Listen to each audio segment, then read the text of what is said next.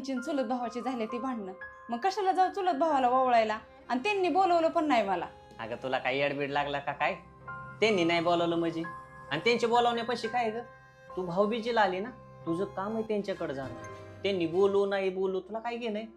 आणि ही ती बोलत नाहीत, त्यांची भाऊकी तिकडे बोलू नाही तर नाही बोलू, आपल्याला काय घेणं? आपण पाहुणी माणसं आहेत, आपल्याला ह्यो बी सारखा त्यो बी सारखा. आपण का राग धरायचा? आणि आपण का नाही जायचं त्यांच्याकडं? आणि जर आपण नाही गेलो तर म्हणते आणि तिच्या भावानेच आमच्याकडे येऊन नाही दिलं, म्हणजे अजून काय होणार? अजून वाद राहणार. उलट पाहुण्या माणसांनी पाहुण्यासारखं राहायचं. आता तू त्यांची पाहुणी आहेस, लक्षात आलं का?